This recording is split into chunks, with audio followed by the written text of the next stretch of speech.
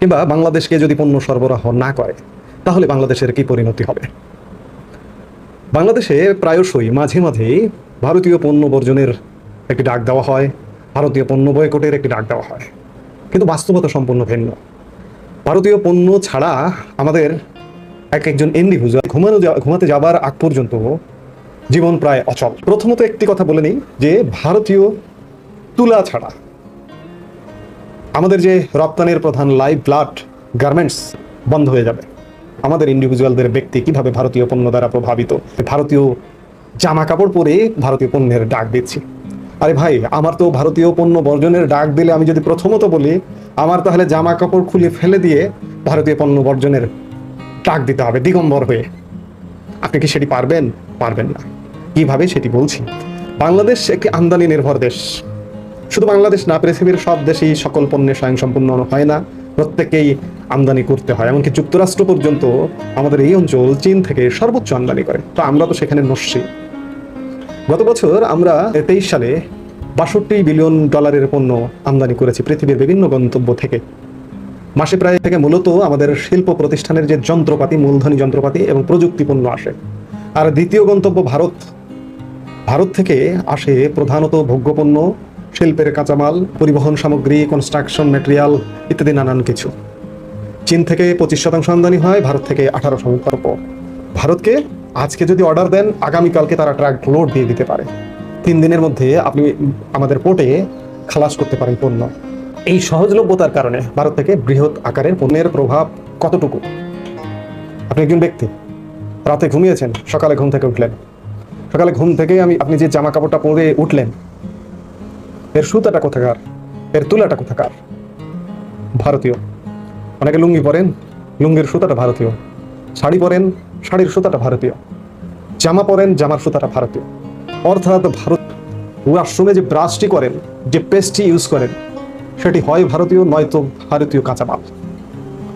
এরপরে গোসল করেন, যে শ্যাম্পু সাবানটা ব্যবহার করেন, সেই শ্যাম্পু সাবানটি হয় ভারতীয়, নয়তো কাঁচামাল ভারতীয়।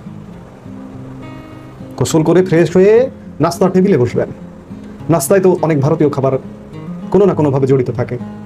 আপনার চিনি ভারতীয়, এই যে লাল চিনি, সাদা চিনি বলি পৃথিবীর, চিনি, চা, ডিম, পেঁয়াজ, যে পেঁয়াজের সাথে ডিমটি খান সেটি ভারতীয়। এরপরে নাস্তা করে অফিসের উদ্দেশ্যে রওনা দেবেন। আপনি জামা কাপড় পরছেন, জামা কাপড় পরার আগে সবার আগে যে জামা কাপড়টি পরা দিয়ে শুরু করছেন আন্ডারগার্মেন্টস, হোশিয়ারি সামগ্রী। এই আন্ডারগার্মেন্টসের সুতাটি ভারতীয়।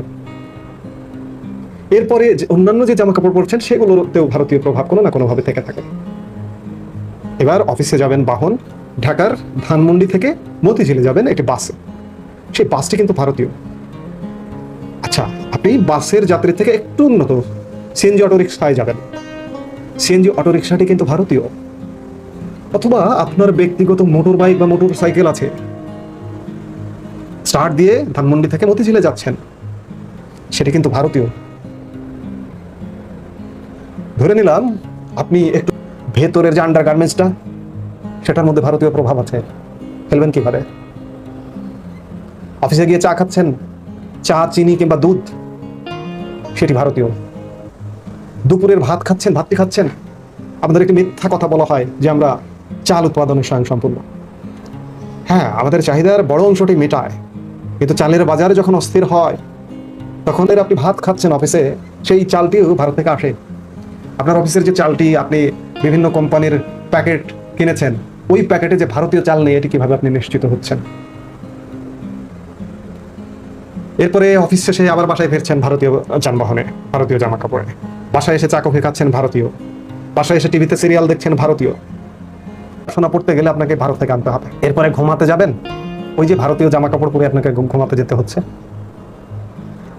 এগুলো হচ্ছে একজন ইন্ডিভিজুয়াল মানুষের জীবন। আপনি এই যে প্রতিটা পণ্য ভোগ করছেন, খাচ্ছেন, আপনি ভারতীয় ট্রাক ছাড়া, ট্রাকে পরিবহন ছাড়া একটি পণ্য আপনার এই জিহ্বা, এই ট্রাক্টরটি কোথাকার?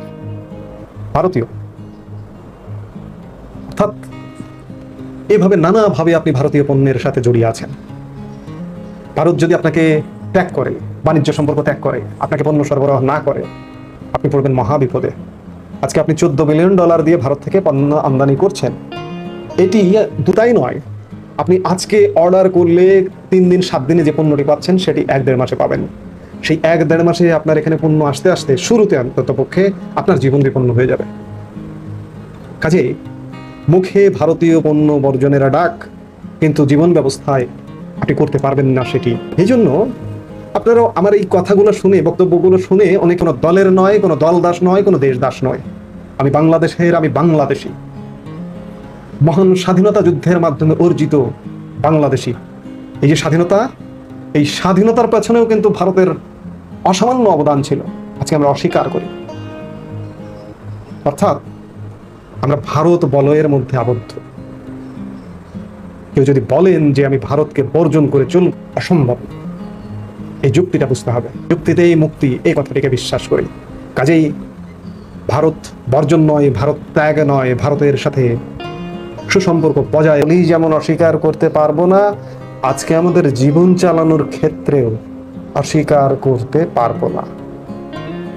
কাজেই ভারত বর্জন নয়, আপনারা যে ভারত বর্জন করেন এটি ভুল বলেন। যুক্তিতে আসুন, যুক্তিতে এলেই